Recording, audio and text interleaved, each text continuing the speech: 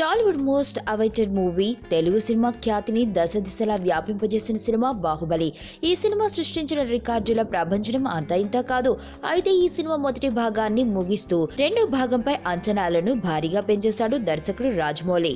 అసలు కట్టప్ప బాహుబలిని ఎందుకు చంపాడు అన్న ప్రశ్న గురించి యావత్ ప్రపంచం ఆలోచించుకుని డిస్కషన్ చేసుకుని దాని గురించి డిబేట్ కూడా చేసుకునేలా చేశాడు మన రాజమౌళి. అయితే అదే క్రమంలో ఈ సినిమా మొదటి భాగం ఎంత హిట్ అయిందో అన్న విషయం పక్కన పెడితే రెండో భాగంపై చాలా ఆశలు పెట్టుకున్నారు మన ప్రేక్షక దేవుళ్ళు.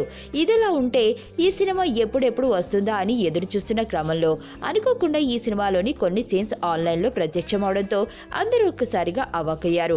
దాదాపుగా 2 వీడియోలు ఆన్లైన్ లో హల్చల్ చేస్తున్నాయి. షార్ట్ నెంబర్ 6 నుంచి షార్ట్ నెంబర్ 60 వరకు యుద్ధానికి సంబంధించిన సీన్స్ లీక్ అయినట్లు తెలుస్తుంది. అయితే ఆ వీడియోను చూసి ఒక పక్క నెటిజన్స్ ఎంజాయ్ చేస్తుంటే మరో పక్క అంతటి భారీ బడ్జెట్ తో తెరకెక్కుతున్న ఈ సినిమా ఇలా పైరసీ బారిన పడటం నిజంగా చాలా బాధాకరం. ఈ సినిమా ఇలా ఆన్లైన్ లో అప్లోడ్ చేసిన వారు ఎవరైనా కఠిన శిక్షలు తప్పు అని మాత్రం తెలుస్తుంది.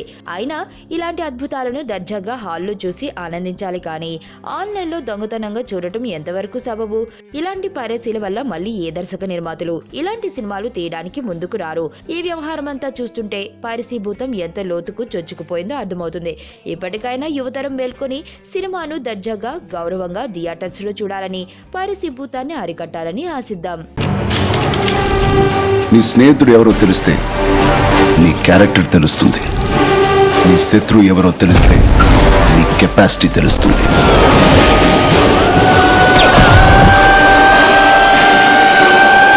నా శత్రువుని సెలెక్ట్ చేసుకున్నాను.